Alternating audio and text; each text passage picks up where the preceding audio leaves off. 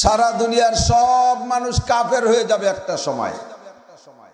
বোঝা যায় যে দুনিয়া ধ্বংস হতে হলে সমস্ত মানুষ একবার কাফের হতে হবে, নইলে কিয়ামত হবে না। তো বাহ্যিক নজরে মনে হয় যেন সব কাফের হয়ে গেছে। ইসরাফিল আলাইহিস সালাতু ওয়াস সালাম আল্লাহ পাক রব্বুল আলামিনের কাছে ইজাজত চাবে, আল্লাহ এ কবে তেই সিংহে মুখী করে বসে রয়েছি, হু কখন দেব? এখন তো মনে হয় কেউ নাই কলেমা পড়ার মতো, আল্লাহ বলার মতো, হু দেব?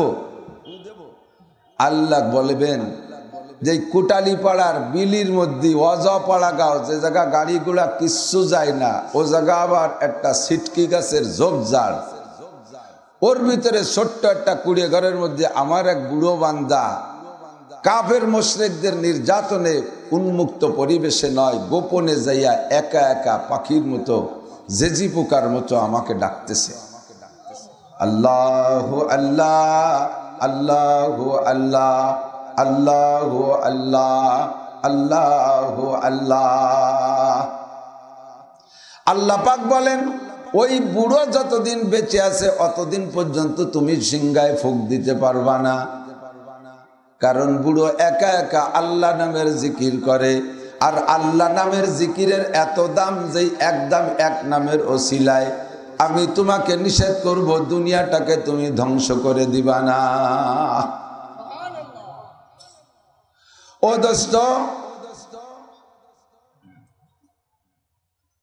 তাহলে যত বেশি আল্লাহ ওয়ালা থাকবে দুনিয়াটা তত বেশি স্থায়ী হবে। কতক্ষণ? আমাদের কোন অন্যায়ের কারণে, কোন অপরাধের কারণে আল্লাহ তাআলা আমাদের এই উন্মুক্ত রাস্তা বন্ধ করে দিচ্ছেন আল্লাহই ভালো জানেন। বিশাল জনসমুদ্রের মধ্যে আমরা সকলে আন্তরিকভাবে দোয়া করব যেন আল্লাহ তাআলা আমাদেরকে কমপক্ষে এ সিজনে রমজান পর্যন্ত মাহফিলের দরজাগুলো খোলা রাখে। একটু আমিন বলবেন না? আপনারা মনে মনে ভাবতেছেন মাহফিল বন্ধ হয়ে গেলে বক্তারা একেবারে মাঠে মারা যাবে। আমাদের মাদ্রাসার একদিনের মাহফিল না হলি বাকি কালেকশন তো হয়েই গেছে। বক্তারা ওয়াজ না করতে পারলে করিয়ে খাবে কি? আমি শুকনো শাকনা মানুষ, আমি সবকিছুই করতে পারি। গরুর ঘাসও কাটতে পারি, ভ্যানও চালাতে পারি, অটো চালাতে পারি। আপনারা যা করে খান ওর কিছু আমি কম পারি না, আল্লাহর রহমতে। এমন করে ওলামাই কেরামের ভাতের চিন্তা করা লাগবে না। ওলামাই কেরাম মাঠে আসে বিদায় এখনো পর্যন্ত মোটামুটি মানুষের ভিতরে কিছুটা দিন আছে। আমরা যদি চাটি চুটি নিয়ে গুটাই গাছাইয়া বাড়ি চলে যাই, মাঠ বন্ধ হয়ে যায়, এমন করে ধীরে ধীরে বন্ধ হতেই থাকে, তাহলে একসময় দুনিয়াটা দিন শূন্য হয়ে যাবে। আর যত দিন শূন্যতার দিকে আসবে ততই দুনিয়ার হায়াতও খাটো হতে থাকবে। ধর্মকে মিটিয়ে দিয়ে, ওলামাই কেরামকে মুছে দিয়ে বাকি যে আর সবাই বাইসে থাকবেন অত গুড় আসছেন না। কতক্ষণ? অত গুড় মেলা গুড় মোটে আসছেন না। আমি বলি না, এতক্ষণ ভাই খালেদ সাইফুল্লাহ ইউবি, খালেদ সাইফুল্লাহ, উনি আমাদেরকে শানের রিসালাত, নবী পাকের শান আর মর্যাদার সুন্নতের অনেক গুরুত্বের কথা বলেছে।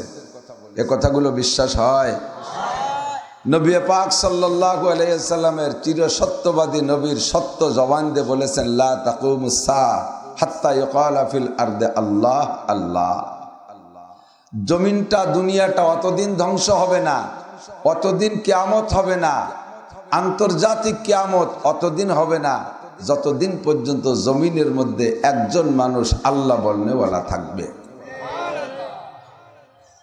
আল্লাহ শব্দের এত দাম, মাত্র অনলি ওয়ান, একটা মানুষ যদি আল্লাহ বলনেওয়ালা থাকে তাতেই আল্লাহ পাক দুনিয়াকে ধ্বংস করবে না। সুবহানাল্লাহ।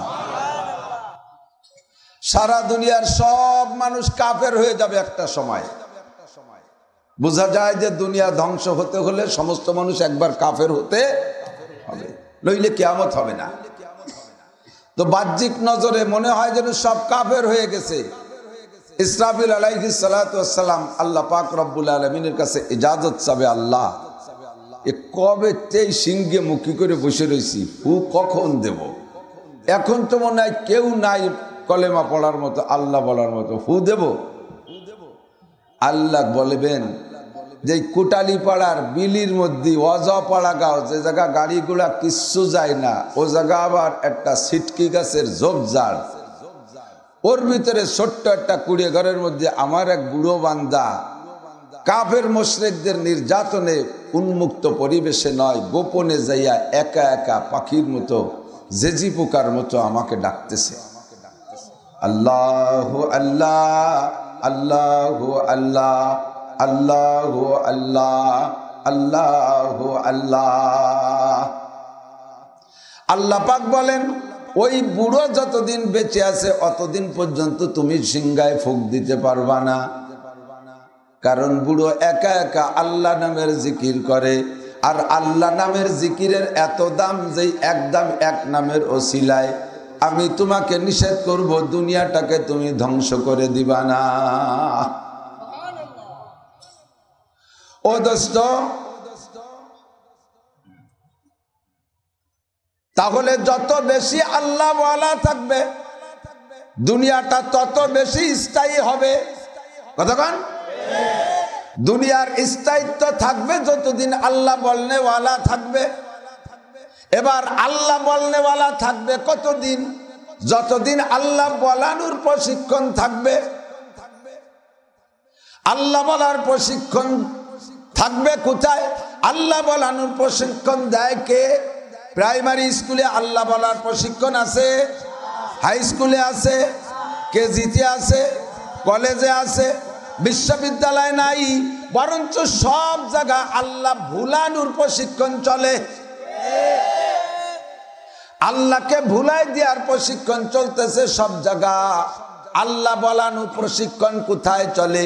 একমাত্র অজের ময়দানে চলে, দাওয়াত ও তাবলীগের মেহনতের মধ্যে চলে, হক্কানি পীর মাশায়েখের খানকায় চলে, মসজিদের ভিতরে জুমার দিন ইমাম সাহেব খুতবার ভিতরে আলোচনার মধ্যে আল্লাহ বলার প্রশিক্ষণ দেয়, কওমি মাদ্রাসার ভিতরে আল্লাহ বলার প্রশিক্ষণ হয়। কথা বলুন ঠিক কি ঠিক না? তাহলে দুনিয়া টিকে আছে। আমেরিকার ক্ষমতা বলে নয়, দুনিয়া এখনো আছে। জাপানের প্রযুক্তির বলে নাই, দুনিয়া এখনো আছে। চায়নার প্রযুক্তির বলে নাই, দুনিয়া এখনো আছে। ভারতের দাদাবাবুদের ক্ষমতার বলে নয়, দুনিয়া এখনো আছে। কোন রাজনৈতিক নেতা নেত্রীদের ক্ষমতা বলে নয়। কথা বলুন ঠিক কি ঠিক না? দুনিয়া টিকে আছে আপনাদের মতো আল্লাহ ওয়ালাদের ওসিলায়। যারা এই ময়দানে আসছেন, এতক্ষণ ভাইয়ের সঙ্গে জিকির করেছেন, আল্লাহ পাক আপনাদের জিকিরের বদৌলতে দুনিয়ার হায়াত লম্বা করে। ও দোস্ত, তাহলে দুনিয়া টিকে আছে কোন? আল্লাহ বলনেওয়ালাদের ওসিলায়। আর আল্লাহ বলাই উলামায়ে কিরাম। কাজেই আমরা মাঠে ময়দানে যতদিন বয়ান করতে পারবো অতদিন পর্যন্ত আল্লাহর জিকির দুনিয়ায় রানিং থাকবে, চালু থাকবে। আর যখন উলামায়ে কিরাম থাকবে না, ধীরে ধীরে আজ বন্ধ, কাল বন্ধ, এ কৌশলে বন্ধ, সে কৌশলে বন্ধ, কৌশলে কৌশলে বন্ধ করতে করতে ক্রমান্বয়ে ক্লোজ করে নিয়ে আসতেছে। একটা একটা করে কাটতে কাটতে কাটতে কাটতে পঙ্গু বানাই দিচ্ছে। বিশ্ব ক্রিমিনাল রাজনীতিবিদরা, জোরে বলেন ঠিক কি ঠিক না? শুধু আমার ক্ষুদ্র বাংলাদেশ আর আওয়ামী লীগ আর বিএনপির দোষ দিয়ে লাভ নাই। এ জায়গা গুটি চালাইতেছে বিশ্ব রাজনীতি। দোস্তরে, তারাও জানে IA, BMA, BCS, doctor, engineer, এ সকল স্কুল কলেজ ইউনিভার্সিটি বন্ধ হলে তাতে দুনিয়ার কিছু হবে না। যে পরিমাণ ডাক্তার ইঞ্জিনিয়ার আছে তাতে আরো অনেক দিন ধুয়ে মুছে খাওয়া যাবে। আজকেই খবর পাইলাম বাংলাদেশে চাকরি পাওয়ার মতো যোগ্য ছেলে, সার্টিফিকেটধারী শিক্ষিত ছেলে 1.5 কোটির উপরে বেকার। যারা রানিং আছে আছে, আর বাকি 1.5 কোটিদেরকে ভ্যাকান্সি খালি করে চাকরি দিতে কত বছর লাগবে? কাজেই স্কুল কলেজ ইউনিভার্সিটি বন্ধ হলে সমস্যা নাই, তবে এক জায়গা বন্ধ করতে পারলে সব জায়গা মাইর দেওয়া যাবে। সেই জায়গাটা হলো ধর্মীয় উপাসনালয়। ধর্মীয় অনুভূতিতে মুসলমানদের ইসলামের কলিজায় আঘাত দিতে পারলে ওরা নিজেরা মরলেও তাতে তৃপ্তি পায়। এক মহিলা বাটিতে, আমি তো একটু গ্রাম্য বাংলা কই, কষ্ট পান নাকি? এক মহিলা বাটিতে কাঁচা পায়খানা গুলাইয়ে চুমুক দিয়ে খাচ্ছে। এই কয়া যায়নি কঞ্জের মধ্যে না কইয়ে তো উপায় নেই। খাইতেছে পায়খানা, বাটিতে কাঁচা পায়খানা গুলাইয়া চুমুক দিয়ে খায়। এ দেখলে কার ঘৃণা না করে? আমরা বলার পরে সবাই থুক পেলানোর চেষ্টা হতেছে। ফাঁকে জায়গা নাই তাই ডকাস করে গিলে ফেললাম। আর একজন দেখে বলে, এই খবিস মহিলা তুই কি করিস? বাটিতেও কি খাইস? কয় এই খাই। কয় তো খাইস কে? কয় খাই খাই গু খাই। এরপর একটা বাংলা আছে তা কোয়া গেল না, গ্রাম্য বাংলায় কয় অমুকের বাটি তো নষ্ট করলাম। বাটি কার? বাটি হলো সতীনীর। সতীনীর বাটিতে গু গুলাইয়া বাটি নষ্ট করছে। ও যে গু খায় সে খেয়াল নাই, বাটি নষ্ট করতে পারছে এতেই সে খুশি। কতক্ষণ সারা দুনিয়ার ভিতরে যে গুলা গুলা লাগাইছে, খাইতেছে কি যাইতেছে কোন দিক? দুনিয়ার ধ্বংসের দিক যাইতেছে, প্রত্যেকের মরণের দিকে কদম বাড়াইতেছে। কিন্তু মুসলমানের বাটি নষ্ট করতে পারে সেই খুশি দিলা ভাইতেছে। সামনে আইছে রমজান, রাখতে পারবা না রোজা। সামনে আইছে রমজান, পড়তে পারবা না তারাবি। এরপরে আসবে ঈদুল ফিতর, দেব না তা পড়তে। এরপরে আসবে কুরবানি, কিনতে দেব না, গরুর হাট মিলতে দেব না। এরপরে আসবে ঈদুল আজহা, পড়তে দেব না ঈদের নামাজ। আসবে তোমাদের উমরা, করতে দেব না উমরা। আসবে তোমাদের হজ, করতে দেব না তোমাদের হজ। আসবে তোমাদের জুমার নামাজ, পড়তে দেব না নামাজ। আমরা যা খাই খাই, তোদের বাটি নষ্ট করতে পারলাম, এই খুশিতে তারা লাফা।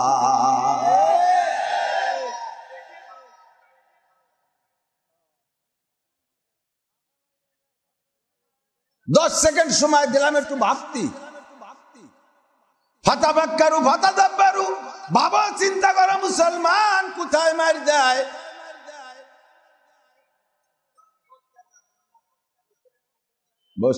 এই খেতা উঠে দে, पर्दा उठा कर जलवा दिखा दो, पर्दा उठे दो, আমার দিক। তাহলে আল্লাহর কাছে প্রত্যেকের রাত্রে দোয়া করবেন। আপনারা কি আরো অনেক দিন বেঁচে থাকতে চান? চান না? কেরা জানি কয় না। মরার দোয়া কেউ গোসল করেন? দুনিয়ায় যত কষ্ট পাইয়া আত্মহত্যা করার চেষ্টা করে আর মরে। দুনিয়ায় কত কষ্টের পরে তুমি আত্মহত্যা করতে চাও? এ কষ্ট কষ্ট না, মরিয়ে দেখছো বসে কি আছে। जैसा करनी वैसा भरनी, ना माने तो करके देख। जैसा करनी वैसा भरनी, ना माने तो करके देख। जन्नत भी है जहन्नम दोजख भी है, ना माने तो मर के देख। कर्म যেমন ফল তেমন বিশ্বাস না হয় করিয়া দেখো। বেহেশত আছে দোজখ আছে, না মানো তো মরিয়া দেখো। দুনিয়ার সারা দুনিয়ার সম্পূর্ণ যত কষ্ট আছে একত্রিত করে একজনের কাঁধে উঠাই দিলি যা হবে। জাহান্নামের মাত্র 1 মিনিটের কষ্ট তার চাইতে কোটি কোটি গুণ বেশি হবে। কাজেই মরণ কেউ চাবো না। কথা বলেন। সুস্থতার সাথে লম্বা হায়াত চাবো। বলেন সুস্থতার সাথে লম্বা হায়াত চাই। আল্লাহুম্মা রযুকনা হায়াতান তাইয়্যিবা, হায়াতান তাওয়িলা, বিসসিহাতি ওয়াল ইফফাতি ওয়াল আফিয়াতি ওয়াল মাগফিরাতি ওয়াল গিনা। আল্লাহ সুস্থতার সাথে, ইজ্জতের সাথে, প্রশস্ত রিজিকের সাথে, টেনশন মুক্ত জীবন যাপনের সাথে আমাকে লম্বা একটা হায়াত দাও, যাতে আমি অনেক দিন দুনিয়ায় বেঁচে থাকতে পারি, আল্লাহ আল্লাহ জিকির করতে পারি, আল্লাহ আল্লাহ জিকির করতে পারি, তাসবিহ তাহলিল পড়তে পারি, নামাজ কালাম পড়তে পারি, ইবাদত বন্দেগী করতে পারি। এই বলে আল্লাহর কাছে লম্বা হায়াত চাইবেন। শুধু হায়াত চাবেন না, শুধু লম্বা হায়াত চাবেন না, ওর সাথে একটু সুস্থতা আর ইজ্জত আর টেনশন মুক্ত আর প্রশস্ত রিজিকে চাইতে যাবেন। লম্বা হায়াত দিল, সুস্থ দিল, কিন্তু আয় রোজগারের কোনো ব্যবস্থা নাই। যে জায়গা যাই পয়সা করি নাই, বাদ পাই না কোনো জায়গা। এই লম্বা হায়াতে কি হবে কোন দিদি? লম্বা হায়াত একটা পাইছেন 200 বছর, কিন্তু 100 বছর আগে, মরার 100 বছর আগে স্ট্রোক করে প্যারালাইসিসে বারান্দায় ঘুরিয়ে দিয়েছে। ঘরে বসে আগা মুতা পেশাব পায়খানা খেতা কাপড় নষ্ট করে, বাড়ির সবাই জ্বালার জ্বালায় জ্বলিয়ে যায়। পুরা 5 ওয়াক্ত মুনাজাত করে, আল্লাহ এই বুড়ো মরে না কেন? কিন্তু বুড়ো তো আল্লাহর কাছে দোয়া কবুল করাই দিয়েছে 200 বছরের। তোরা গোষ্ঠী শুদ্ধ মুনাজাত করলেও বুড়োরে মারতে পারবি না। মাঝে মাঝে আইসা মাদ্রাসায় বুড়োর নামে মামলা দেয়। হুজুর 5000 টাকা দিলাম, একটা জালাল খতম পড়ে আমার আব্বারে মারি দেওয়া যায় নাকি? আল্লাহ কয় 1000 জালাল খতম পড়াইলো কাম হবে না। ওই বুড়োর সবে বরাতের দোয়া আমি কবুল করছি। জুমার দিন আসরের নামাজের পরে মাগরিবের আগে দোয়া কবুল হয়। ওই সময় বুড়ো একদিন লম্বা হায়াত চাইছে, কিন্তু সাথে সাথে আর কিছু চাওয়ার দরকার সেইটা তার মনে নাই, সুস্থতার কথা বলতে মনে নাই, শুধু হায়াত চাইছে, তারে হায়াত দিছি। বাকি হায়াতের মাঝে 100 বছরের মাথায় যাইয়া ওর স্ট্রোকের রোগ বরাদ্দ ছিল, সেইটার থেকে মুক্তি চাই নাই। স্ট্রোক সহ তারে 100 বছর ঘরে ফেলাই থুইছি। আমার কাছে যতটুক বলবে আমি আল্লাহ ততটুক দেওয়ার জন্য প্রস্তুত। এই জন্য চাইতে হলে ঠিক মতো চাবেন। আমি বাংলাদেশের একেবারে বর্ডার, বেনাপোল বর্ডারের ওই পাশে, বর্ডার সাইডে বাংলাদেশের ভিতরে আরো একটু উত্তর দিক, ওখানে একটা মাহফিলে গিয়েছিলাম অনেক দিন আগে।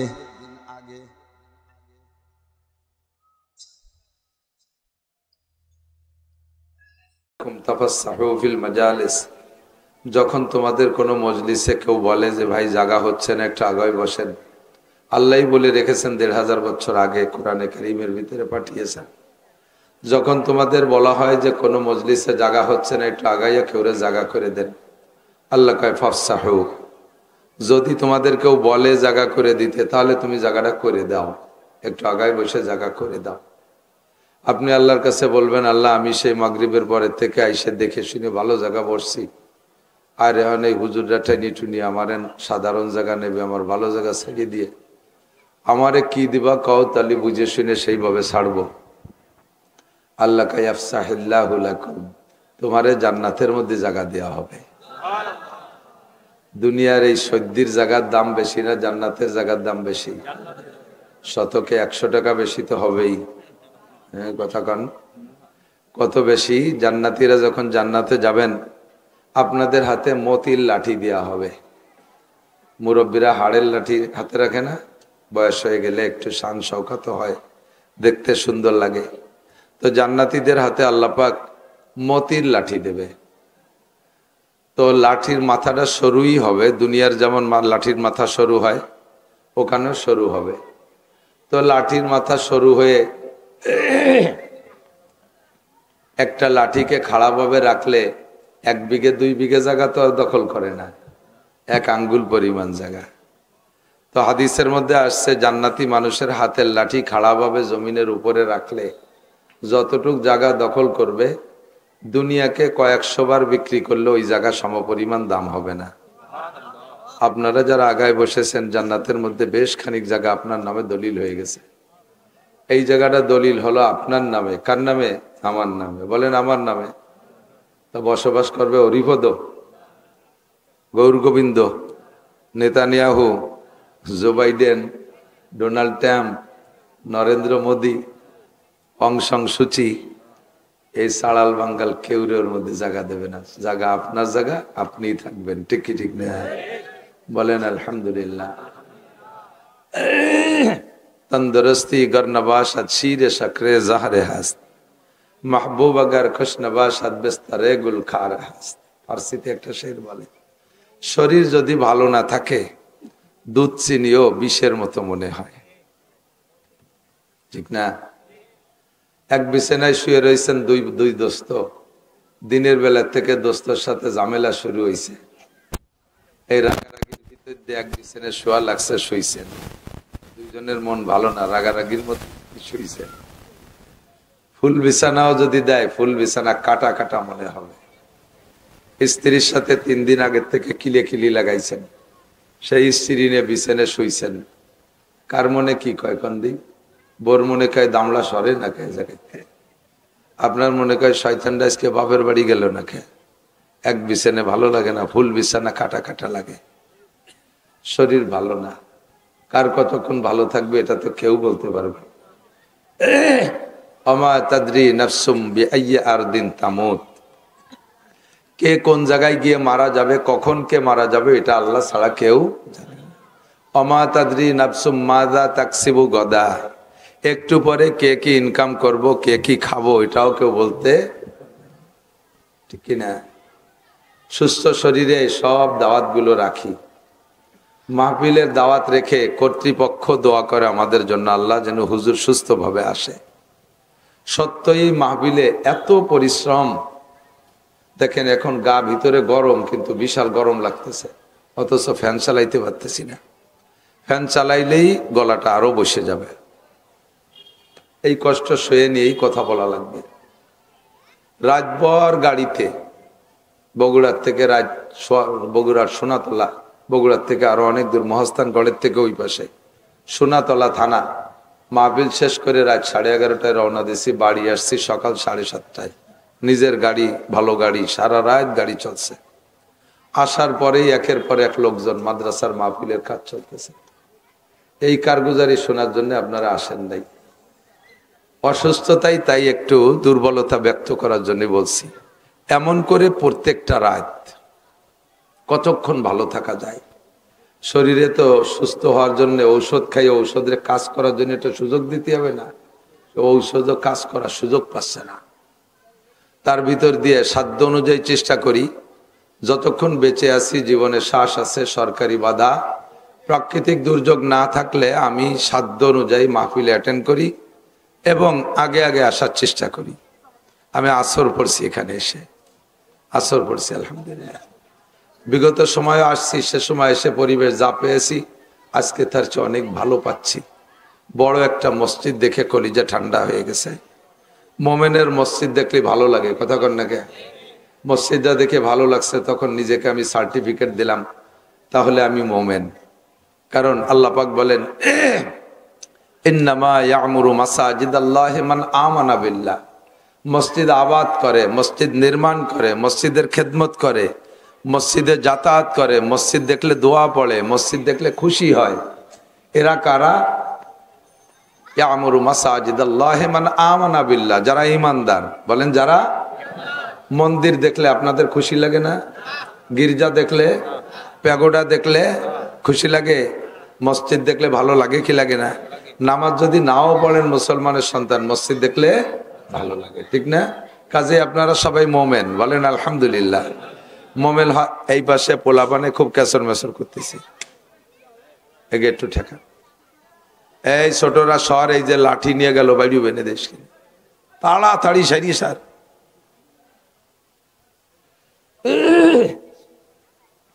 মোমেন হতে পারলে লাভ কি?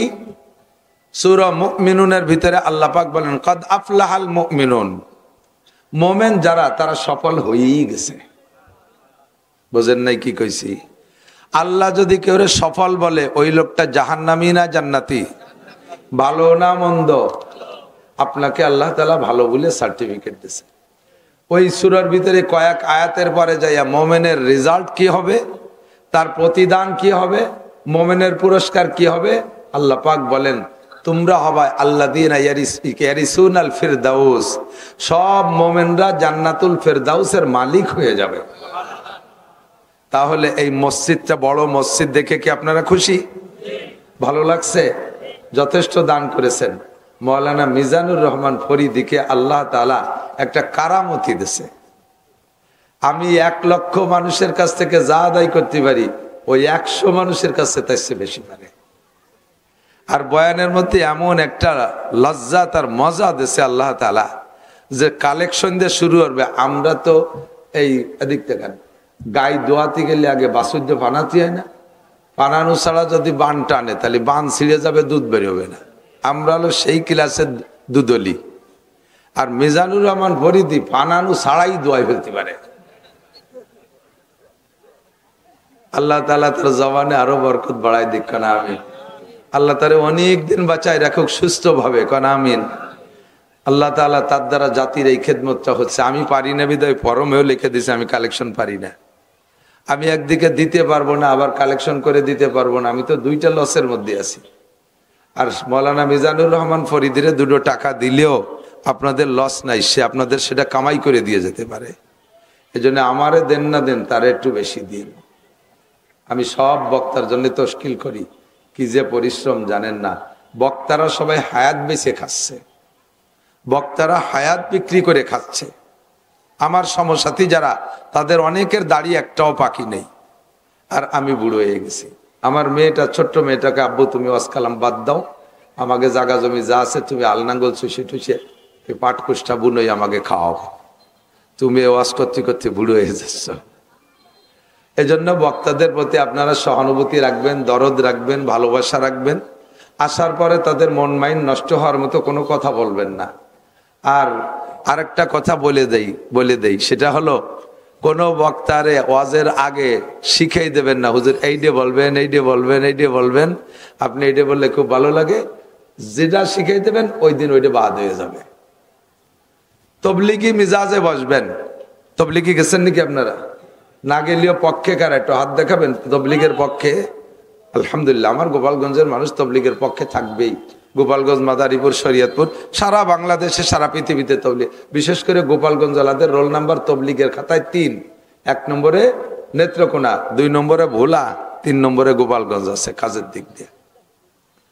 তো তবলিগে উসুল হলো, আপনি তবলিগে যাইয়া যদি কিছু খাইতে মনে চায়, এটা কের কাছে বলবেন না, আমির সাহেবের কাছে বলবেন না, খেদমতের সাথী বাজারে যাচ্ছে তাকে কানে কানেও কয়ে দেবেন না যে কাঁঠাল বালি নিয়ে আসিস, আজকে যদি দুধ পাইস নিয়ে আসিস, বড় ইলিশ পালি নিয়ে আসিস, এ কথা বলবেন না।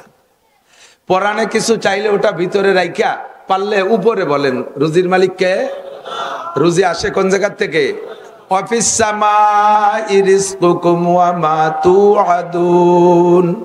আসমান থেকে রুজি আসে। কাজে রুজি যার থেকে আসে তার কাছে বলো, ব্যক্ত করবা না। ফকরে খুদরা পে শেখাস পায় দাম আকুন, নিজের কোন চাহিদার অভাব মানুষের কাছে ব্যক্ত করবা না, ভিতরে রাখো। তাহলে দেখবেন মনে উঠছে, এই মনে উঠা অনুযায়ী ওয়ালাকুম ফিহা মা তাশতাহি আনফুসুকুম, জান্নাতের মতো মনে যা কল্পনা করবেন তা আল্লাহ পাক পৌঁছে দেবে জান্নাতের মধ্যে। কন্যা সুবহানাল্লাহ। আপনি তবলিগে যাইয়া এরকম মনের কথাটা, মনে কিছু খাবারের চাহিদা হলে ওটা ব্যক্ত করবেন না, দেখবেন চলে আসছে। বলবেন তো আর পাবেনই না। এটা আমি জানতাম না। তবলিগে যখন প্রথম গেছি, বেশ কয়েকদিন থাকার পরে দুধ খাইতে মনে চাচ্ছে। ওই এলাকায়, যে এলাকায় গেছি সেই এলাকায় দুধ আসে বাজারে বিকেলে বাজারে, আর আমাদের এদিকে আসে হলো সকালে বাজারে। বিকেলে বাজারে দুধ আসে। খেদমতের সাথীকে বললাম, ভাই দুধ খাইতে মনে চাচ্ছে, বাজারে দুধ পাইলে নিয়ে আসেন। তো ওরা আমার জুনিয়র, আমার অনেক মহব্বত করে। আমি বড় হুজুর দুধের কথা বলছি, ওরা এক বাজারে গেছে দুধ পাই নেই, খবর পেয়ে আর এক বাজারে গেছে, সে আনে দুধ পাই নেই। বিকেলে বাজার ঘুরতে ঘুরতে রাত 8টা পর্যন্ত দুধ কোনো জায়গা পাই নেই। আল্লাহ। পরে আমির সাহেব কয় যে হুজুর এই তবলিগি থেকে এইরকম কইলে পাওয়া যায় না, না কয়ে চুপ করে থাকলে সময় মতো পাওয়া যায়। এর কয়েকদিন পর পরানে চাচ্ছে কাঁঠাল। এখন কি এরি, তা তো না করলে তো কিনা হবে না। কাঁঠাল খাইতে মনে চাচ্ছে, সিজন প্রায় শেষ, তারপরও একেবারে কেমটি। এই আদম আলাইহিস সালাম কি সাধারণ আইলিও নাংলা কৃষক পাবলিক? উনি কি IABM ডাক্তার ইঞ্জিনিয়ার? উনি বহুত বড়। এই ছোটরা, তোমাকে যার যার যার দরকার যাই হলো, আর উঠলি কিন্তু খবর আছে, যা যা যা তাড়াতাড়ি গেলি যা, ওরে যাতে দেন। তুই দি স্কুলিতে আইছিস নাকি? প্রাইভেট পড়তে গেছিল, ভালো ছেলে। আল্লাহ তো আদম আলাইহিস সালাতু ওয়াস সালামকে বানাবেন কিসসাগুলোর থেকে অনেক, সেগুলো জানেন, বলবো না, যেটুক বলবো বলে নিয়ত করছি। ফেরেশতারা মৌন অসমর্থন জানাইছিলেন। ফেরেশতারা এর আগে এই দুনিয়া তো ফেরেশতারা পরিচালনা করে আসতেছে, খেদমতের দায়িত্ব পালন করে আসতেছে সর্বকালে, উন্ডাই ভলেন্টিয়ার। তো জিনরা ছিল এই জগতে লক্ষ লক্ষ বছর। জিনরা এমনি জাতিগতভাবে আগুনের তৈরি, আর আগুন একটা উচ্ছৃঙ্খল পদার্থ, যাতে লাগাই দেয় চারে বুড়িয়ে ছাই বানায় ফেলে, খেয়ানত করে, আগুনের স্বভাব। সে আগুন দিয়ে জিন বানানোর কারণে তারা এই জগৎটাকে এমন বিশৃঙ্খলায় পরিণত করছে, আল্লাহ পাক সহ্য করতে না পারে, কয় ধর মার। এবার ফেরেশতা বাহিনীকে নামাই দিয়া এক সাইডে গণ ধুলাই দিয়ে হাজার হাজার লক্ষ লক্ষ কোটি কোটি মাইরিয়ে সাফ করে ফেলাইছে। দুই একটা আগানে বাগানে কোনা কানায় পাহাড়ের গর্তের মধ্যে ফলাইছিল। ফেরেশতারা জানে না তা না, জানিও আল্লাহ পাক রব্বুল আলামিনকে যেটা ভালোই রে ফলাইছে ওরে দেহিও দেহিস না, থাক পরে কাজে লাগবে না কাম করতে। তো সেইগুলোর ভিতরে ইবলিস একটা রয়ে গেছে। ফেরেশতাদের এই জিনদের এই হালাত দেখা পরবর্তীতে আল্লাহ যখন মানুষ বানানোর প্রস্তাব দিলেন, তখন ফেরেশতারা কয় আতাজআলু ফিহা মাইয়ুফসিদু ফিহা ওয়া ইয়াসফিকুদ দিমা। এই জিনরা যা করছে তো চোখের সামনে দেখছি, পরে যাদেরকে বানাবা তারা কি আবার এমন কোন জাতি উচ্ছৃঙ্খলা করবে, বিশৃঙ্খলা করবে, খুনোখুনি করবে, আধা হাত জাগার জন্য লক্ষ লক্ষ কোটি কোটি টাকা কোর্ট কাছারি আদালত ফৌজদের রীতি নষ্ট করবে, স্বামীতে স্ত্রীরে জবই দেবে, স্ত্রীতে স্বামীরে ফাঁসি দিয়ে মারবে, মা আকাম করে ধরা পড়ছে ছেলেদের হাতে, ছোট বাচ্চারা দেখে ফেলাইছে বিদায় মাতে সেই বাচ্চারে মারিয়ে ফেলাই দেবে, এইরকম আকাম করা পাল্টি তুমি আবার বানাবা নাকি? আল্লাহ পাক বলেন ইন্নী আ'লামু মা লা তা'লামুন, আমি যা জানি তা তোমরা জানো না। এই কয়ে ফেরেশতাদেরকে থামাই দিয়া ফাখালাকাল্লাহু আদামা, সর্বপ্রথম মানুষটা বানাইলেন আদম আলাইহিস সালামকে, বিয়াদাইহা আল্লাহ তাআলা, বিয়াদাইহে আল্লাহ তাআলা তার নিজ কুদরতে হাত দিয়ে আদম আলাইহিস সালামের মাথাটা তৈরি করেছেন। ফেরেশতাদেরকে একটা খাকা একটা স্ট্রাকচার দিয়েছে, এইভাবে মাটি দিয়ে গলার নিচের টুক বানাও। ফেরেশতারা নিচের টুক বানায়, আল্লাহ আদমকে এই টুক, এখনো পর্যন্ত মাথা সম্পর্কে ফেরেশতাদের অভিজ্ঞতা নাই। আল্লাহ কয় আদম যদি ওইটুক হয় তা কথা কবে কি দেশে? স্পিকার কো, হেডলাইট চোখ তা কো, দেখবে কি দিয়ে, শুনবে সেই ইয়ারফোন কো, কান কো। কয় তা কিভাবে বানাতে হবে? কয় যে এই পাশে অল্প জায়গার মধ্যে এই আসল পার্টস গুলো বানাইতে হবে, এটা তোমরা পারবা না, ওইটুকু আমি নিজে হাতে বানাই। আল্লাহ পাক নিজ হাতে আদম আলাইহিস সালামের গলার উপরের টুক বানাইছে। তো আদমের গলার উপরের টুক বানাইছে মানে আমার আপনার সকলের গলার উপরের টুকে আল্লাহ নিজ কুদরতে হাত দিয়ে তৈরি করেছেন। বলেন আলহামদুলিল্লাহ, আলহামদুলিল্লাহ। তাহলে এবার জানতে পারলাম আমাদের সর্বপ্রথম মানুষটার নাম আদম আলাইহিস সালাম। ফেরেশতারা যে মৌন নিষেধ করেছিলেন আর আল্লাহ পাক তার ইচ্ছা মতো বানাইলেন, এবার আল্লাহ পাক ফেরেশতাদের চাইতে আদমের সম্মান বেশি প্রদর্শন করার জন্য আদম আলাইহিস সালামকে উপস্থিত কইরা কিয়ামত পর্যন্ত যত আসবাব দুনিয়ায় মানুষে আবিষ্কার করবে, এই মোবাইল তো আদম আলাইহিস সালামের সময় ছিল না, মাইক ছিল না, লাইট ছিল না, কারেন্ট ছিল না, কত কিছুই ছিল না, একেবারে সাদা মাঠ, কিচ্ছুই ছিল না। সমস্ত আসবাবকে আল্লাহ তাআলা আদম আলাইহিস সালামের পাশে এনে দিয়ে একদিকে ফেরেশতারা বসা আর একদিকে আদম আলাইহিস সালাম বসা। আল্লাহ পাক আদম আলাইহিস সালামকে আগে বললেন, ফেরেশতাদেরকে পরে। আম্বিনি বি আসমাই হাউলাই, আদম তুমি এই সবগুলোর নাম কও তো। আদম আলাইহিস সালাম বলা শুরু করলেন, হাজা শামস, হাজা কামার, হাজা আস-সামা, হাজা আরদ, হাজা শাজার, হাজা সামাক। এই একে একে ওই যে সূর্য, ওই যে চন্দ্র, ওই যে তারা, ওই যে আসমান, এই যে জমিন, এই যে গাছ, এই যে আম, এই যে কাঁঠাল, এই যে লিচু, এই যে বেদানা, একে একে বলতে বলতে হাত্তাল ফুসুয়াতাল ফুসিয়া ওয়াল কুসওয়াতাল কুসিয়া বলতে বলতে সব বলে লাস্ট ফিনিশিং যে দুটো বলছে তাফসীরের ভিতরে লেখছে, এমন কি বলতি বলতি ছোট চামচ, ছোট পেয়ালা 10 মাইল, 10 মাইল চেনেন? আড়িবাতিল মাঝে যে পরিষ্কার, আমাকে গোপালগঞ্জে বাংলা কইছে 10 মাইল। এ 10 মাইলের নামও কইছে, শেষে কি কইছে? অল ফুসুয়াতে আল ফুসিয়া, ঠাসপান আর ফুসপান, এ দুটির নামও কইছে। জোরে বাইসাল্লি করে তারে কয় ফুসুয়া, আর ছোট করে সাল্লি ফুসিয়া, এও কয়ে ফেলাইছে। তো আদম আলাইহিস সালাম একবার রিভাইজ দিয়েছে, এবার ফেরেশতারা শুনছে না। আদম তো এর আগে কোনোদিন শোনে নাই। এবার আল্লাহ পাক ফেরেশতাদেরকে বলেন, আম্বিউনি বিআসমাই হাউলা, এবার তোমরা কও, সবগুলোর নাম কও। ফেরেশতারা এক দাঁত দিয়ে শুনছে আর এক দাঁত দিয়ে ভুলে গেছে, একটারও মনে নাই। জিবরাইল পর্যন্ত ওই জায়গা উপস্থিত, যিনি 104 খানা আসমানি কিতাবের আলেম, উনিও জায়গা উপস্থিত। সবাই মিলে এক বাক্যে বললেন, সুবহানাকা লা ইলমা লানা ইল্লা মা আল্লামতানা ইন্নাকা আনতাল আলিমুল হাকিম। কৌশলী জবাব। ফেরেশতারা এই কথার মাধ্যমে কি কইছে জানেন? স্বাভাবিক তরজমা, আল্লাহ আমরা তো অতটুক জানি যতটুক তুমি জানাইছো, তার বেশি জানি না, কথা তো তাই। কিন্তু ভিতর যে চিকুন একটা খুসা দিয়ে দিয়েছে আল্লাহরে, যে খুসাটা এবার বেয়াদবি হইলে আদব হইছে। সেটা কি? তুমি আদমরে আলাদা করে পড়াইয়া মুখস্থ করে আইনিয়া এ জায়গার টেপ রেকর্ড ছাড়িয়ে দিয়েছো, সে কই ফেলাইছে। আমাকে তো সেভাবে বলাও নাই, আমরা জানবো কি? কিন্তু ভাষায় সেটা বুঝতে দেয় নাই, আসলে তর্জমার মধ্যে তাই আছে। এরপরে আদম আলাইহিস সালামের লম্বা কিসসা জান্নাতের মধ্যে চলে গেল। আসলেন দুনিয়ায়। আদম আলাইহিস সালাম মোমেন না কাফের? কথা কন। জাহেল না আলেম? শিক্ষিত না মূর্খ? না শিক্ষিত? মূর্খ না শিক্ষিত? একটু একটু শিক্ষিত না। সেই থেকে কিয়ামত পর্যন্ত যা হবে হইছে সব কিছু আল্লাহ তাআলা আদম আলাইহিস সালামকে জানাই দিয়েছে। ফেরেশতারা পর্যন্ত হাইর মিলে গেছে তার কাছে। আসলেন দুনিয়ায়, সন্তান প্রোডাকশন শুরু হলো। উনার সর্বপ্রথম 2টে সন্তান, একটা ছেলে একটা মেয়ে। এই 2টা হাওয়া আলাইহিস সালামের গর্ভে গিয়েছে জান্নাত থেকে, গর্ভধারণ করেছে জান্নাতে। জান্নাত থেকে হাওয়া আদম আলাইহিস সালামের বের হওয়া লাগতো না, 2টা দিক লক্ষ্য করে আল্লাহ তাআলা বের করছে। জানেন না, উনি যে গন্ধম খাইছে, গন্ধম খাওয়ার অপরাধে বের হয়েছে, এটা না, ভুল বুঝবেন না। জান্নাতের মধ্যে থেকে গন্ধম খাইছে আর গন্ধম খাওয়ার অপরাধে আল্লাহ বের করে দিয়েছে, তা কিন্তু না। কারণ জান্নাতের ভিতরে গন্ধম খাওয়ার যে অপরাধ, ওটা আল্লাহ তাআলা জান্নাতের মধ্যে থাকতেই মাফ করে দিয়েছে। কোরআন শরীফে আছে, ফাতালাক্কা আদামু মির রাব্বিহি কালিমাতিন ফাতাবা আলাইহি। আল্লাহ তাআলা নিজেই জান্নাতে থাকা অবস্থায় আদম আলাইহিস সালামকে রব্বানা যালামনা শিখাইতেছে।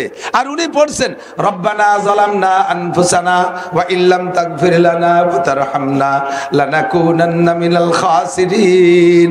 মেহেরবান আল্লাহ, পা পিছলে গেছে, স্লিপ করে পড়ে গেছি, আমার হাতে থেকে কলস ভেঙে গেছে, তুমি যদি ক্ষমা না করো তাহলে আমার উপায় নাই, সীমা লঙ্ঘনকারীদের অন্তর্ভুক্ত হয়ে যাব। আল্লাহ কায় ফাতাবা আলাইহি, আমি আদমের এই তওবা কবুল করে নিয়েছি, জান্নাতের মধ্যে থাকতেই ক্ষমা হয়ে গেছে। ক্ষমা যদি হয়ে থাকে তাহলে বের কেন করলেন? কতক্ষণ ক্ষমা হয়ে গেল তা বের করলো কেন? এই যুবকরা বোঝো, খেয়াল করো, মনে রাখো, পড়ার দিন শেষ। শোনা, তোমরা হাতে মোবাইল পাইয়ে গেছো, আল্লাহ বাসালে আর লেখাপড়া করবা না, পড়ার বাস, পড়ার বাস। কোন জায়গায় যে গেছে বাস তা কলাম না, বাস, তাও চাষা ছোলা বাস না, হিয়ালা বাস। ওলামাই কিরাম পড়ি টড়ে যা কয় বেলে টেরে একটু নিয়ে যাইও, দুয়ে মুছে খাতি পারবা। আদম আলাইহিস সালাতু ওয়াস সালাম, আল্লাহ ক্ষমা পেয়ে গেছেন জান্নাতে থাকতে, তাহলে বহিষ্কার কেন হলো? প্রশ্ন না। উনার স্ত্রীর 2জনে মিলে এক সমস্যা হয়েছে, সেটা হলো 1 নম্বর সমস্যা।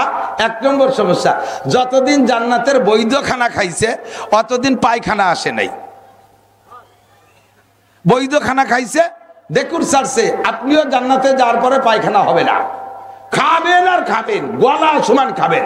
খাইয়ে দিয়ে এসে পায়খানা করে যাবে, যা খালেন তা তো ওই বেশতে বেরোতে হবে, বেরোবেন না, গা করে ডেক ছাড়বেন, আবার পেট পাতলা হয়ে যাবে। কন্যা সুবহানাল্লাহ। এতদিন হাওয়া আদম আলাইহিস সালাম ডেকুর ছাড়ছে, পেট খালি হয়ে গেছে, বাথরুম হয় নাই। আজকে এই যে গন্ধম খাওয়ার পরে ক্ষমা হয়ে গেছে রব্বানা যালামনা বলার পরে, কিন্তু গন্ধম খাওয়ার পরে পেটের মধ্যে ওজন ওজন ঠেকতেছে, নিচের দিক ডাউন ডাউন বাপ। জিবরাইল ডেকে কয়, ভাই কেমন যেন ঠেকতেছে, পায়খানা পায়খানা বাপ, জান্নাতের মধ্যে বাথরুম কোন দিক?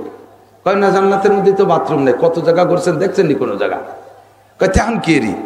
জিবরিল আলাইহিস সালাম আল্লাহকে বললেন, আল্লাহ তোমার আদমের বাথরুম আসছে, জান্নাতের মধ্যে তো বাথরুম নেই, যাবে কোথায়? কয় যে বাথরুম হলো জান্নাতের মধ্যে বাথরুম নাই, দুনিয়া নামক একটা বাথরুম আছে, ওই জায়গায় যে পায়খানা করে চলে আসতে হবে।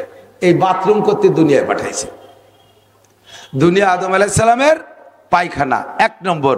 2 নম্বর, জান্নাতের ভিতরে নারীদের ডেলিভারি হবে না, জান্নাতের মধ্যে নারীদের ডেলিভারি হবে না, বাচ্চা গর্ভধারণ করবে না। হাওয়া আলাইহিস সালাম প্রথম 2টা সন্তান এদেরকে গর্ভধারণ করছে জান্নাতের মধ্যে। সিস্টেম জান্নাতের মধ্যে ডেলিভারি হবে না, তখন বাচ্চা ডেলিভারি করবে কোন জায়গায়? দুনিয়া নামক একটা ক্লিনিক আছে, ওই জায়গাতে বাচ্চা ডেলিভারি দিয়ে তারপরে আবার চলে এসো। এই জন্য দুনিয়া আসছেন, প্রথম 2টা সন্তান পেটে নিয়ে আসছেন জান্নাত থেকে। আসার পরে দুনিয়া ডেলিভারি, একটা ছেলে একটা মেয়ে, একটা ছেলে একটা মেয়ে, পরবর্তীতে আরেক জোড়া, এভাবে আরেক জোড়া, এমন করে 125 জোড়া সন্তান হাওয়া আলাইহিস সালাম ডেলিভারি করেছেন। আদম আলাইহিস সালামের সন্তান 125 জোড়া, অর্থাৎ 125 দুগুণী কত? 250 সন্তান নিজের ঔরসের থেকে দেখছেন। বিবাহের পদ্ধতি, এ পক্ষের ছেলে এই জোড়ার ছেলে, ওই জোড়ার মেয়ে, কারণ আর তো মানুষ নাই যে এই গ্রামের ছেলে ওই গ্রামের মাইয়া, সে গ্রামই তো নাই, উনাই তো এক বাড়ির মানুষ সব। এই জন্য এ পক্ষের ছেলে ওই এই জোড়ার ছেলে ওই জোড়ার মেয়ে, এভাবে বিয়ে দিয়া দিই। এই জোড়া বন্টন করতে যাইয়া হাবিল আর কাবিলের যে কিসসা শুনছেন, হাবিলের সাথে যে মেয়েটা হয়েছে, মেয়েটা বড় সুন্দর সুদর্শন, ভুল বলছি, এটা হয়েছে কালো। হাবিলির সাথে যে মেয়েটা হয়েছে এটাতে একেবারে কালো, ওই হাফসি বালটি আর কি। আর কাবিলির সাথে যে মেয়েটা হয়েছে এইটা হয়েছে বিশ্ব সুন্দরী। কাবিলির সাথে যে মেয়েটা হয়েছে এইটা পাবে হাবিল। আর হাবিলির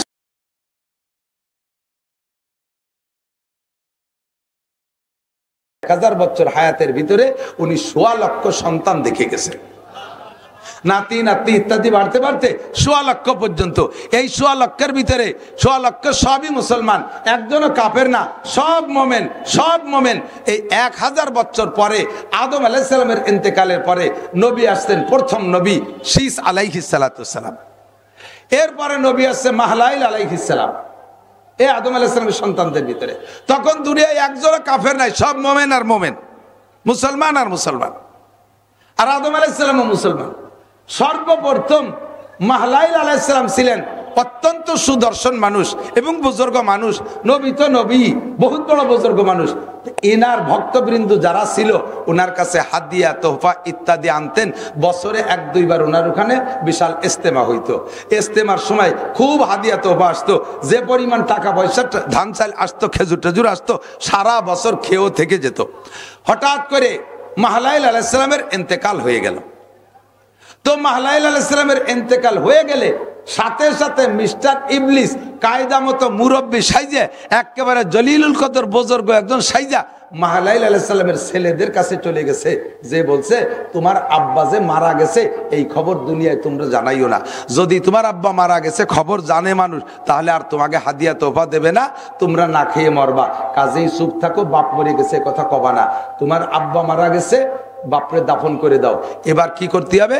সামনে যে সিজন আসতেছে মানুষ ইস্তেমার জন্য, এই ইস্তেমার সময় আছে যে মুরিদ মুত্তাকিনরা তোমার বাপরে খুঁজবে, ওই সময় তো বাপ দেখাতে হবে, বাপ না দেখালি তো হবে না। তাহলে কি করা যায়? তোমার বাপের স্থানে আমি দেখাই দিচ্ছি। ওই মুরব্বী বলতেছে, আমি বিশ্ব ইঞ্জিনিয়ার, আমেরিকা থেকে পড়ে আসছি, আমি আন্তর্জাতিক খ্যাতি সম্পন্ন বিজ্ঞানী, আমি দেখাই দিচ্ছি কোন কই কায়দায় বানালে হুবহু তোমার বাপের মতো একটা মূর্তি বানাইয়া এই জায়গায় বসায় রাখা যায়। তোমার আব্বা যেভাবে চেয়ারে বসতো ওইভাবে বসায় রাখবা, আমি বানাই দিচ্ছি। দেখে দেখাই দেশে। আর সন্তানরা সাদা একটা বাপের চেহারার মতো সুন্দর একটা পাথর আইনা কাটিয়ে কাটিয়ে কাটিয়ে কাটিয়ে সুন্দর করে বাপের মূর্তি বানাইছে। এই ইবলিসই দেখাই দিছে, চেয়ারে বসায় দিছে, যুব্য গায়ে, মাথায় পাগড়ি, সুন্দর করে চশমাটা যেভাবে লাগানোর দরকার লাগাই টাকায় বসাই দিছে। এখন সিজনে ইস্তেমার সময় মুরিদ মুত্তাকিনরা আসতেছে, আইসে তো বিগত বছর মুসাফা করছে, মুসাফার মধ্যে টাকা দিছে, এবারও তো তাই দেবে। এখন ওই জায়গায় শয়তানে বলে দিছে এবার কেউ সাক্ষাৎ করতে দিবা না।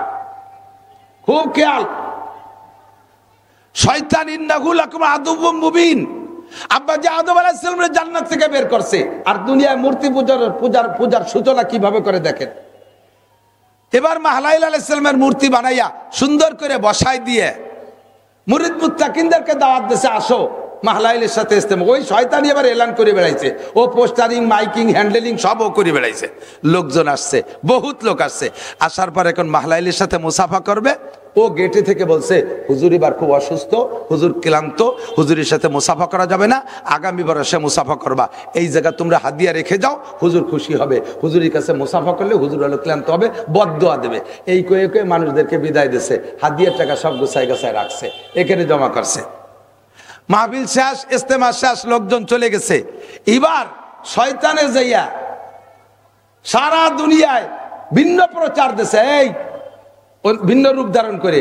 আগে তো ওই দিন পিসাব সেজে গেছে, হুজুরের খলিফা সেজে বসছে, আর আজকে অন্য রূপ ধারণ করে বলছে, এই মাহলাইল গত বছর এই তারিখে মারা গেছে, তার ছেলেরা ওই জায়গা মূর্তি একটা বানাইয়া সেই জায়গা বাপ সাজাইয়া জামা কাপড় পরায় বসাই তুইছে, তাই তোকে মুসাফা করতে দেয়নি,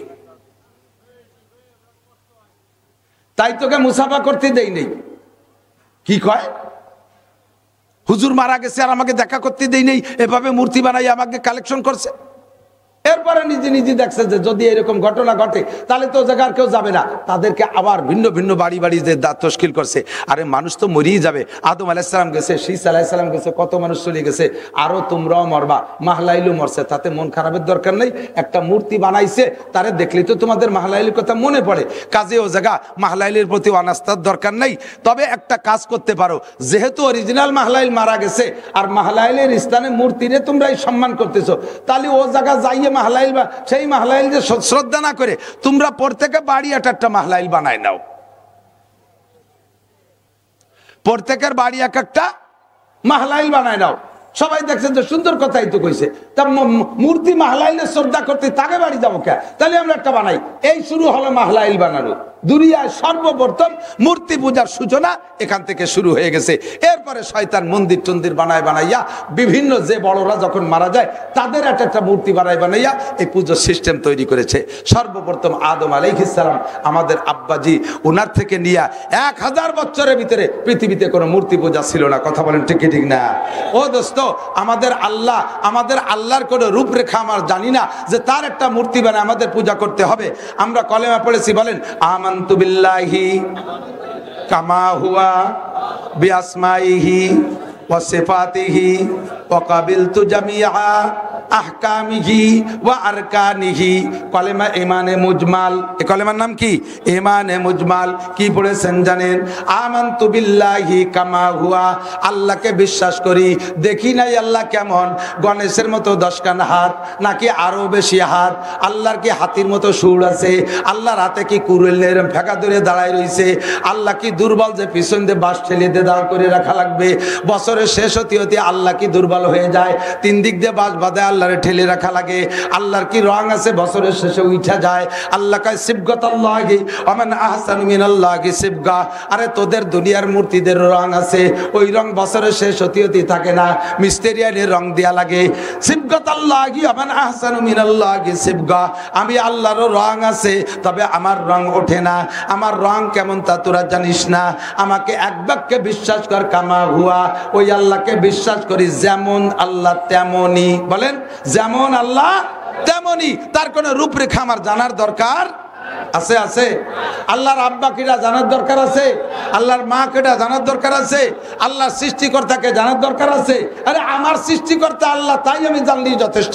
আমার আল্লাহর সৃষ্টিকর্তা জানার দরকার আমার নাই, আমার নাই। ঠিক না? আল্লাহ পাক রব্বুল আলামিন আমাদেরকে দুনিয়ায় পাঠিয়েছেন, আমাদেরকে জান্নাত থেকে পাঠাইছে। আব্বাজির বাড়ি জান্নাত, মার বাড়িও জান্নাত। বাপের সূত্রে যে সম্পদ পায়, সম্পদের নাম হলো পৈতৃক সম্পদ, নাকি বলেন? আর মাম বাড়ির থেকে, নানা বাড়ির থেকে মায়ের সূত্রে যে সম্পদ পায় তার কয় মাতুল সত্য। ঠিক কি ঠিক না? তাহলে আব্বাজির বাড়িও জান্নাত, মার বাড়িও জান্নাত। আমাদের পৈতৃক সম্পদও জান্নাত, মাতুল সত্য জান্নাত।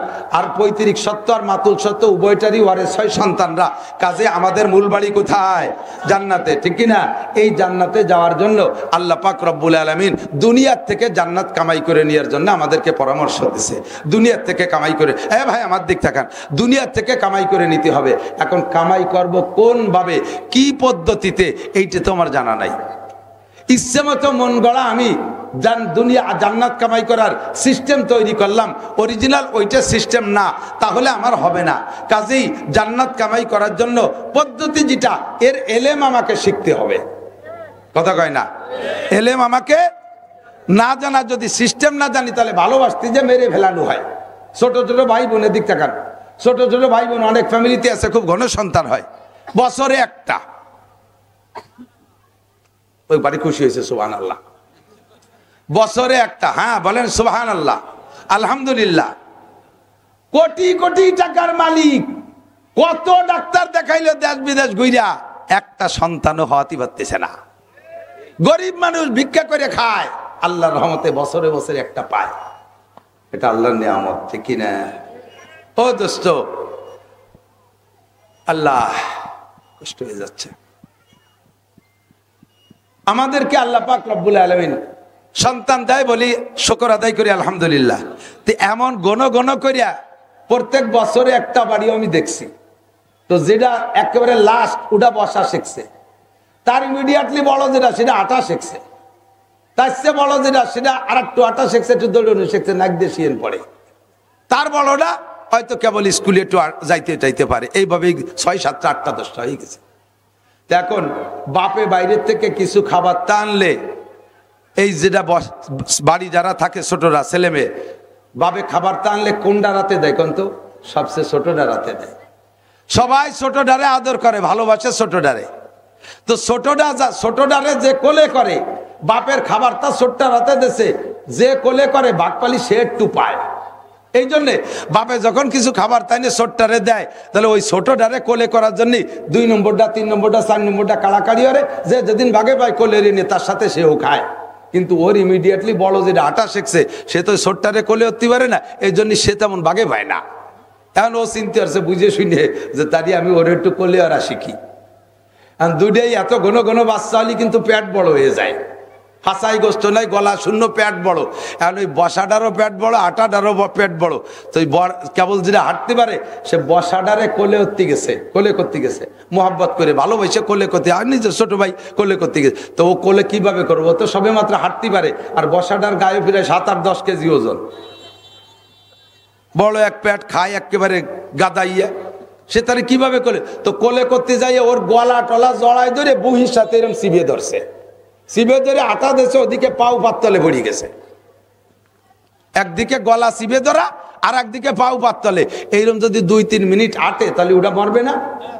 এরা কি মারার জন্য কোলে করছে না ভালোবাসার জন্য? ভালোবাসার জন্য কোলে করছে, কিন্তু ভালোবাসার বয়সও হয় নাই, আর কোলে করার সিস্টেমও সে জানে না। এই জন্য ভালোবাসতে যে তার গলা টিপে মারা হবে। কতক্ষণ ঠিক না? দিনকে খুঁজে পাইতে হলে আপনাকে বয়সও হতে হবে। এজন্য আল্লাহ তাআলা ভালোবাসার বয়স ধার্য করছে সাবালেগ। সাবালেগের আগে শরীয়তের কোনো বিধান আপনার উপরে আল্লাহ তাআলা চাপাই দেয় নেই, শরীয়তের কোনো বিধান নাই।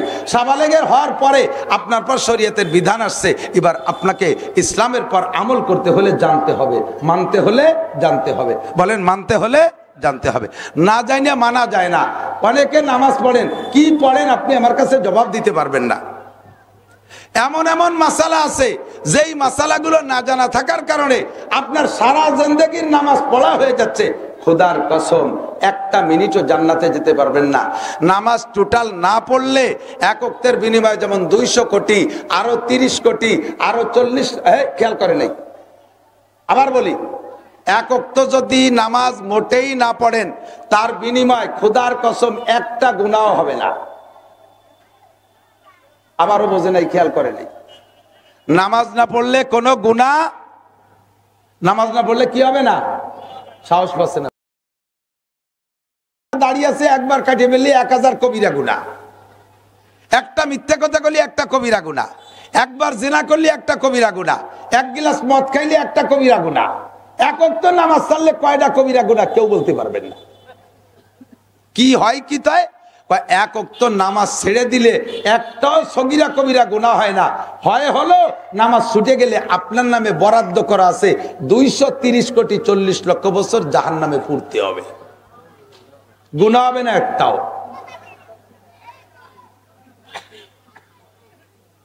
কথা কি বলছেন? এরপরে আর একটু বোঝেন, আর একটু ভালো করে বুঝাবে। জিনা করছেন, তওবা করছেন, মাপ। চুরি করছেন, তওবা করছেন, মাপ। বিড়ি খাইছেন, তওবা করছেন, মাপ। বেপরদা করছেন, তওবা করছেন, মাপ। গাঁজা খাইছেন, তওবা করছেন, মাপ। সারা জীবন ভরে 60 বছর নামাজ পড়েন নাই, মরার আগে আস্তাগফিরুল্লাহ পড়ছেন, এক ওয়াক্ত নামাজও মাপ হবে না। সারা জীবন ভরে রোজা রাখেন নাই, মরার আগে আস্তাগফিরুল্লাহকে রোজার থেকে তওবা করছেন, ক্ষমা হবে না, রোজার শাস্তি আপনাকে খাটতে হবে। আবার বোঝেন, যদি এই তওবার দ্বারা নামাজ আর রোজার হজ আর যাকাত মাফ হইতো, আর মাফ হওয়ার দ্বারা বিচার কি? আল্লাহ পাক বলেন যাকে আমি ক্ষমা করে দেই, যে গুনাহ থেকে ক্ষমা করি ওই গুনাহগুলো নেকি বানাই দেই, তাহলে আপনি মরার আগে সারা জীবন ভরে নামাজ না পড়ে আস্তাগফিরুল্লাহ পড়িয়ে আপনি সারা জীবনের নামাজের পরিবর্তে সমপরিমাণ নামাজ নিয়ে, ক্ষমা তো পাইয়েই গেলেন, সমপরিমাণ নামাজ নিয়ে বেহেশতে চলে যাবেন। যে আমি বিটা 60 বছর খাইটি পিঠে ভরিয়ে কি এলো? তাহলে কেউ বলবো না মরার আগে আস্তাগফিরুল্লাহ করে মরবো। ভালো করে বোঝেন, এই আমার এলাকায় এক লোক সুফি সাহেব দরবেশ, খুব বুঝতে হবে, এদিক তাকান, জরুরি কথা। দরবেশ সাহেব, সুফি সাহেব, জিকির করে, বড় জুব্বা, মাথায় পাগড়ি, মানে সে বিড়ি খালিও দস্তারখানে খায়, এত সুফির সুফি। এই সুফি সাহেব লেনদেন আবার ভালো না, আছে না এরকম কিছু? অভাব নাই জি। এই সুফি সাহেব এক ডাক্তারের কাছ থেকে 300 টাকার ওষুধ খাইছে, 3 বছর আইজ দেয় কাল দেয় করে 300 টাকা দেই নেই। এর মধ্যে তবলিগা লাগে কাছে তশকিল হইয়া উনি 3 চিল্লে চলে গেছে। ওই সুফি সাহেব তবলিগে যাইয়া মানুষের হক সম্পর্কে শুনছে যে আল্লাহর হক নষ্ট করলে আল্লাহ ক্ষমা করে দিতে পারে, মানুষের হক মানুষে ক্ষমা না করলে আল্লাহ ক্ষমা করতে পারবে না। কাজেই বাড়ি যে কেউ রে গালি দিলি মাপ চেয়ে নাও, লেনদেন থাকলে সেরিয়ে নাও। বাড়ি এসে সুফি সাহেবের কাপকাপি শুরু হয়ে গেছে, ডাক্তার সাহেবের কাছে আগে গেছে। তো যাইয়া ওনার এ জায়গাও লেনদেন সার্ভের ভিতরে টাকা দেবে না, মাপ চার মধ্যে দিয়ে সেরিয়ে আসবে, এই হলো প্ল্যান। তো ডাক্তার সাহেবের তো আজ থেকে প্রায় 30 বছর আগের কথা বলছি, 30, 35, 40 বছর আগের কথা। সেই আমলে 300 টাকার কত দাম? তো সেই সময় উনি টাকা না দিয়ে মাপের মাধ্যমে, মাপ সার মাধ্যমে সারিয়ে আসবে এই বলে যার ডাক্তারের সত্য 300টা মনেই রয়েছে। এখন ডাক্তার অপেক্ষায় রয়েছে কবে তারে পাই। আর সেই লোক আজকে বাড়ি আসিয়া উনার টুক উনি মাপ চেয়ে আনবে বিদায় কায়দা করে ভাগ তবলিগি যে কথাও শিখছে, যাইয়ে ডাক্তারে বলতেছে, ডাক্তার সাহেব তবলিগি যে সবকিছু শুনছি শিখছি, দুনিয়ার থেকে সবকিছু মিটমাট করে যাওয়া উচিত, কাজেই আমি সিদ্ধান্ত নিছি বাড়ি গ্রাম ভরে ঘুরে ঘুরে সব জায়গা থেকে এই লেনদেনগুলো সেরিয়ে ফেলবো।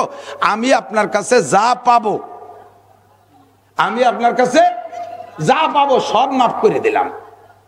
জীবনে আপনি আমার যা শক্ত কথা কইছেন সব মাফ করে দিলাম। উনি যখন বস্তা ধরে ঢালিয়ে দিছে, তাহলে ডাক্তার সাহেবও দেবে, এই জন্য উনার টুক আগে উনি দেছে যে আমি আপনার কাছে যা পাবো সব মাফ করে দিলাম, আর কোনো চাইলেন আরো আমার দাবি নাই, আর আপনি আমার আল্লাহর রাস্তায় মাফ করে দেন যাতে সমান সমান হয়ে যায়। তো ডাক্তার সাহেব কয় তোমার সব মাফ করে দিছি, টাকা 300 ফেলাও, টাকা 300 ফেলাও। কয় তা মাফ করলেন কি? কয় মাফ করছি আলো, দেওয়ার কথা ছিল 3 বছর আগে, এই 3 বছর ঘুরাইছিস, এই ঘুরানোর গুনাহ মাফ করে দিছি, টাকা ফেলা। আল্লাহ কয় 16 বছর বয়সে নামাজ ফরজ করছি, ওই সময় পড়িস নেই, এখন বয়স 50, এখন টাকা ফেলা, নামাজ পড় আর মাফ চা, তাহলে এই যে এতদিন ঘুরাইছিস এই গুল্লি মাফ করে দেব। বুঝতে পারছি? ও দোস্ত, এখন মোটেই নামাজ পড়েন নাই যারা, তাদের একাক বিশ্বাস হয়, এ পিছনওয়ালার বিশ্বাস হয়, একাকত্বের কারণে 80 হুকবা জাহান্নাম। এ মহিলারা পাগলামি করিস না, ছাগলামি করিস না, গা এলাই দিস না, আখিরাতে ভুল বুঝিস না। একাকত্ব নামাজের বিনিময় 80 হুকবা জাহান্নাম। জোহরের নামাজ যে জোহরে না পড়া দুনিয়ার কাজ কামের প্রেসারে জোহরে না পড়া আসরের সময় কাজা করলেন, আসরের নামাজের টাইম মতো না পড়া মাগরিবের সময় পড়লেন, আসর মাগরিবকে একসাথে ঈশার সময় নিয়ে পড়লেন, এরে বলে কাজা পড়া। তুমি টাইম মতো কেন পড়ো নাই? যদি তওবা না করে মরো, তওবা করলে কি হবে? এই টাইম নাম মতো না পড়া আর এক সময় পড়ার কারণে যে অন্যায়, তওবা করলে আল্লাহ এই অন্যায় মাফ করে দেবে, নামাজের কারণে ভিন্ন শাস্তি দেবে না। আর যদি তুমি তওবা না করো, তাহলে জোহরে আসরের সময় পড়লে, আসরে জোহর মাগরিবে পড়লে, ফজরে জোহরে পড়লে, তাহলে তোমার আমল নামায় যে পরিমাণ অপরাধ জমা হয়েছে, তাতে এক ওয়াক্ত নামাজ কাজা পড়ার পরেও, জোহরে আসরে পড়ে দেওয়ার পরেও 1 হুকবা জাহান্নাম। 1 হুকবা মানে 2,88,00,000 বছর। দোস্তরে, আর যদি নামাজ ছুটে যায়, কোনোদিন তা পড়ে না দেন, 1 হুকবা 1 ওয়াক্তের বিনিময় 80 হুকবা জাহান্নাম। 80 হুকবারে 240, 2,88,00,000 দিয়ে গুণ দেন, বের হবে 200 কোটি, আরো 30 কোটি, আরো 40 লক্ষ বছর। এ পর্যন্ত কথা শেষ নয়, আর একটু লক্ষ্য করেন। এবার আপনি যে নামাজ পড়ছেন, ওই নামাজ পড়ার পরও নামাজ হয় নাই, নামাজ পড়ার পরও নামাজ হয় নাই, তাহলে কি হবে? কয় পড়ার পরও নামাজ ভুলের কারণে যদি না হয়, মোটো না পড়লে যেমন এক ওয়াক্তের বিনিময়ে 230 কোটি 40 লক্ষ বছর, ভুল নামাজ পড়লো তোমাকে 230 কোটি 40 লক্ষ বছর। এবার ভুল হলো কিসে তা শুনে নেন। এই জন্য বলছি মজলিস ফিকিন একজনও নড়বেন না, কান লাগায় শুনবেন। 5-6টা মাসলা বলে দেব। সময় আমার 8:30 পর্যন্ত, অত্যন্ত অসুস্থতার ভিতর দিয়ে কয়টা মাসলা বলে মজলিসটারে দামি বানায় থুয়ে যাই। এদিক চাকান দোস্ত, যে কারণে নামাজ, যেসব কারণে নামাজ নষ্ট হয় তার ভিতরে 1 নাম্বার নামাজে অশুদ্ধ পড়া। ইন্টারভিউ নেব, মাঠ খালি হয়ে যাবে, সামনে দিয়ে একজনের জিজ্ঞেস করতে, তুই পিছন দিয়ে সব সাইডিয়ে ভয় নাই, জিজ্ঞেস করতেছি না। চেহারা দেখে টের পাই, যে যার ব্যবসা করে সে তার মাল দেখলি বোঝে, এটা কথা কই না? যে যার মা ব্যবসা করে সে তার মাল। আমি মাল দেখলি চিনি। যখন একটা দাঁড়িয়ে হয়েছে সেই সময়তে ইমামতি হরি, কত ডাটের সুভিসাব দেখলাম। 3 খেতায় দিয়ে পাগড়ি বান্ধা, 43 বন্ধের জুব্বা একটা গায়ে, ঘাড়ের উপরে যায় নামাজ, বগলে দস্তারখান, বিড়ি খালিও দস্তারখানে খায়, হাতে কোড়া লাঠি, হাতে 500 দানার তসবি, কানের মধ্যে মেশক গুজা, দাড়ির মধ্যে খিলেল গুজা, বাবের আর অভাব নাই। আলহামদুলিল্লাহ জিজ্ঞেস করছি, গালে প্যারালাইছে, সে শিখেছে করতে পারে না। দোয়া কুনুত জিজ্ঞেস করছি, কয় সে সময় কুলুস শুরু করি। দোয়া কুনুতির জায়গা কুলুস শুরু পড়ে, দোয়া কুনুতির জায়গা কুলুস শুরু পড়লে নামাজ হবে না। এই জলের ভিতরে হলুদের পরিবর্তে হলুদ নাই বিধায় একটু লবণ বেশি এনে দিলেন, খাওয়া যাবে? লবণের জায়গা যদি হলুদ বেশি এনে দেন, লবণ না একটু হলুদ দিয়ে সেটুকু মেকআপ করে দেই, হবে? খাওয়া যাবে? তাহলে একটার জায়গা আরেকটা দিলি যেমন হয় না, দোয়া কুনুতের জায়গা দোয়া কুনুত ছাড়া কুলুসুরও দিলেও হয় না। কাজে আপনাকে এটা শিখতে হবে। দুনিয়ার সব কিছু জানলেন, আইএ পড়লেন, বিএ পড়লেন, এমএ পড়লেন, ইংরেজি জানেন, অঙ্ক জানেন, বাংলা জানেন, পর্চা জানেন, দলিল জানেন, এসএ জানেন, বিআরএস জানেন, সিএস জানেন, কত কিছু শিখলেন। আপনি জমিখাত মাপা শিখলেন, আপনি আল্লাহর কোরআনটা মাপা শিখলেন না কে? আপনি কোরআনটা পড়া শিখলেন না কে? মমতাজের কণ্ঠে গান গায়, দেই যে বুড়ো, আর বাবা বুড়ো ধান কাটে আর জাকি, কুটি কুটি জাকি, লক করে শুনি যে মমতাজের গান গাইছে, বুকটা ভাগতে যায়, এই ছোট ছোট জাকি দেয়। বুড়ো লালন সার গান গায়, বিজয় সরকারের গান গায়, একেবারে হুবহু জাকিতি কণ্ঠে মিল। এই পৃথিবী, এই সময় একটু গান এরম দিতে যায়, এই পৃথিবী যেমনই আছে তেমনই পড়ে রবে।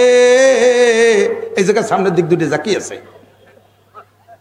সুন্দর এই পৃথিবী ছেড়ে একদিন চলে যেতে হবে, এরকম জাকি আছে, আইডিও জাকি জায়গা শিখলে কোন জায়গায়? ভাই বলো আর বন্ধু বলো, কেউ না সাথে যাবে, এই জায়গায় আইডিও যাই সুন্দর। এবার হলো সামনের জাকি, সুন্দর এই পৃথিবী ছেড়ে একদিন চলে যেতে হবে। ঘাড়ের ডগো ঠিক আছে, হাতের জাকিও ঠিক আছে, মাজারের দুল ঠিক আছে, মাজার দুলও ঠিক আছে। আরে বিজয় সরকারের গান গাইতে যাইয়া সব জায়গায় ঝাঁকি কণ্ঠ মিল আছে, মমতাজের ঝাঁকি কণ্ঠ মিল আছে, মনির খানের গানের ঝাঁকি কণ্ঠ মিল আছে। মোহাম্মদী কণ্ঠে কেন সুরো ফাতেহার ঝাঁকি কণ্ঠে মিল নাই? আয়সার কণ্ঠে ও মহিলা কেন তোমার সুরো ফাতেহার ঝাঁকি কণ্ঠে মিল হয় না? ও জায়গা কেন মিলাইতে পারো না? কারাহা বা কলকে আরি জুমলা রাজ বা খুদা তদবির হিলা কায়ের আওয়াজ। দুনিয়ার সব কাজ তোমার পরিপাটি, ঘরটা কি সুন্দর সাজাইছো, শোকেস ভরে মালগুলো কত সাজাইছো, আলনা ভরে মালগুলো কি সুন্দর সাজাইছো। আরে তোমার ঘরের ফার্নিচার গুলো কত সুন্দর, দোকানের মাল কি সুন্দর পরিপাটি পরিপাটি। প্যান্টটা কোনো দিন না ধুয়ে পড়ো না, জাঙ্গিটা কোনো দিন না ধুয়ে পড়ো না, আরে শার্টটা কোনো দিন আয়রন ছাড়া ব্যবহার করো না, খেতা পর্যন্ত আয়রন করে গায়ে দাও। তোমার এগুলো সব এত সুন্দর, সুরো ফাতেহারে কেন আয়রন করো না? কুলুসুরে কেন সাজায় রাখো না? আত্তাহিয়াতুরে কেন সাজাও না? কোনটা কোন জায়গা পড়তে হবে এটা কেন তুমি জানো না? ভালো করে জেনে নাও। কুল হাল ইয়াস্তাবিল্লাযীনা ইয়ালামুনা ওয়াল্লাযীনা লা ইয়ালামুন। শিক্ষিত লোক আর অশিক্ষিত লোক জীবনে কোনোদিন সমান হইতে পারে না। কথা বলেন ঠিক কি ঠিক না? জাননেওয়ালা বা না জাননেওয়ালা কোনোদিন সমান হইতে পারে না। আল্লাহ কাজ জাননেওয়ালা হয়ে আসো। মানতে হলে জানতে হয়, মানতে হলে জানতে হয়। শরীয়তের বিধান মানতে হলে আগে আপনাকে জানতে হবে। নামাজ সংগঠিত হইতে, এই নামাজ সংগঠিত হইতে 3 প্রকারের মাসালা। কয়? সবাই একটু কইতে হবে আমার সাথে। কয় প্রকার? বলেন। 13টা ফরজ, 14টা ওয়াজিব, 28টা সুন্নতে মুআক্কাদা। মুস্তাহাব সাইজের ছোট শূন্য মিলে 51টা সুন্নাত। এই নামাজ 3 প্রকারের মাসালা দিয়ে আপনি কমপ্লিট করছেন, ঠিক। এবার এই নামাজ নষ্ট হওয়ার 19টা কারণ। কয়টা? তার ভিতরে 2টা কারণ আমি বলবো। একটা হলো নামাজে অশুদ্ধ পড়া, আর একটা হলো আমলে কাসির। কষ্ট হচ্ছে? খোদার কসম দিয়ে বলবো, আমার হাতে কোরআন শরীফ থাকলে আমি কসম খেয়ে বলতাম এই 2টা মাসালা আমি আপনাকে শিখাবো। কিসসা কাহিনী আর ইত্যাদির ওয়াজ 1 লক্ষ বছর করলে আর শুনলে যেই নাকি হবে, তার চাইতে 2টা কথা বলা হয়েছে নাকি আল্লাহ সবচেয়ে বড় এই কথা বলা হয়েছে? আল্লাহ সবচেয়ে বড় এই বলতে আপনাকে বলা হয়েছে। বলবেন আল্লাহু আকবার, আরে টান দেবেন না, করে টান দিলি যদি আকবারও বলেন তর্জমা হবে কি? আল্লাহু আকবার। তর্জমা হবে আল্লাহ কি বড়। আমার তো মনে হয় না যে আল্লাহ গণেশের চেয়ে বড়। ঈমান থাকবে? নামাজ হবে? এবার আল্লাহু আকবার তর্জমা বাতিল, নামাজ হইনি। শুধু কিরাত না, এই সমস্ত জায়গা একামত তো শুনি। আর আজান দেওয়ার জন্য দাঁতে দাঁড় দিয়ে ঠোঁটে লিপস্টিক মাখায় ঘরে আজান দেবে, আজানের কসু শেখে নাই কোনোদিন।